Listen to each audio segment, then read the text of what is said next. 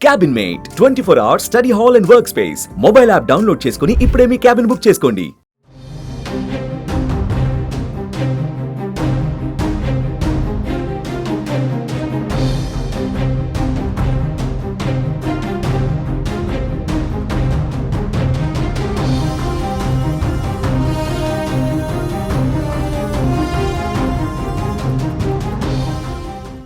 దాయాది దేశంలోకి దూసుకెళ్లడానికి టార్గెట్లు మిస్ కాకుండా వైమానిక దాడులను నిర్వహించే సామర్థ్యాన్ని మెరుగుపరుచుకోవటానికి భారత వైమానిక దళం అతిపెద్ద ట్రైనింగ్ ఎక్సర్సైజ్ చేస్తోంది. ఇందులో రాఫెల్ వంటి అధునాతన యుద్ధ విమానాలను కూడా భారత సైన్యం వాడుతోంది.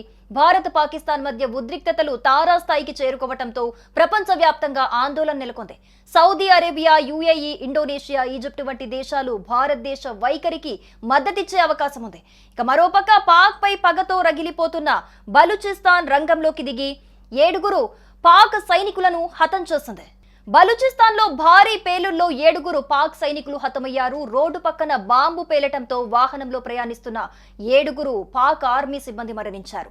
బలూచ్ ప్రావిన్స్ రాజధాని క్వెటాలో ఈ దాడి జరిగింది. ఈ దాడికి పాల్పడింది మేమే అని బలూచ్ లిబరేషన్ ఆర్మీ ప్రకటించింది. ఇక మరోవైపు బలూచ్ ప్రజల కోసం ఉద్యమిస్తున్న వారిని పాక్ ప్రభుత్వం క్రూరంగా హింసించటం, జైల్లో పెట్టడం, ప్రజల్ని పాక్ ఆర్మీ కిడ్నాప్ చేస్తున్న ఘటనలకు వ్యతిరేకంగా బలూచిస్తాన్ వ్యాప్తంగా బలూచి యాక్సిస్తి కమిటీ శుక్రవారం భారీ నిరసనలను ప్రకటించింది.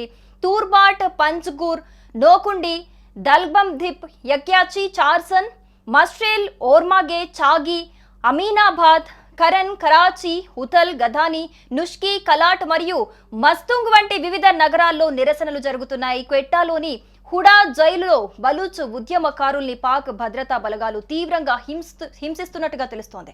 ఇక అరెస్ట్ అయిన వారిలో మహారంగ్ బలోచ్, బేబార్గ్ బలోచ్, గుల్జాది బలోచ్ మరియు బిబో బలోచ్ ఉన్నారు. ఇక మరోపక్క ఆఫ్ఘనిస్తాన్ కూడా భారత్ వైపు నిలబడే ఛాన్స్ ఉంది. ఆఫ్ఘనిస్తాన్, పాకిస్తాన్ మధ్య సంబంధాలు చాలా కాలంగా దెబ్బతినున్నాయి. ఆఫ్ఘనిస్తాన్ లో అభివృద్ధి ప్రాజెక్టుల్లో ఇండియా పెట్టుబడులు పెట్టింది. ఇది 2 దేశాల మధ్య సహకారాన్ని పెంచింది. అదే సమయంలో భారతదేశం ప్రతి క్లిష్ట సమయంలోనూ ఆఫ్ఘనిస్తాన్ కు అండగా నిలిచింది. కాబట్టి పాకిస్తాన్ కు ఆఫ్ఘనిస్తాన్ అస్సలు మద్దతు తెలిపే అవకాశమే లేదు. ఇకపోతే పాకిస్తాన్ కు ఇప్పటి వరకు ఏ దేశం కూడా బహిరంగ మద్దతు ఇవ్వలేదు. ఉగ్రవాదంపై భారతదేశం తీసుకుంటున్న చర్యలను అంతర్జాతీయ సమాజం అర్థం చేసుకుంది. ఉగ్రవాదంపై పాకిస్తాన్ కఠిన చర్యలు తీసుకోవాలని డిమాండ్ చేస్తుంది. ఇది పాకిస్తాన్ దౌత్య సంస్థని బలహీనపరుస్తుంది. ఈసారి ఉగ్రవాదానికి వ్యతిరేకంగా ప్రపంచ మద్దతును కూడగట్టుకోవడంలో భారత్ విజయం సాధించిందని చెప్పుకోవచ్చు. ఇక America, Britain, France, Russia, Japan వంటి దేశాలు భారతదేశ వైఖరికి మద్దతు ఇచ్చాయి. అయితే చైనా మాత్రం పాకిస్తాన్ కు కాస్త హెల్ప్ చేసే ఛాన్స్ అయితే ఉంది. మొత్తంగా ప్రపంచ దేశాలు భారత్ వైపే నిలుస్తానైతే మనం చెప్పుకోవచ్చు.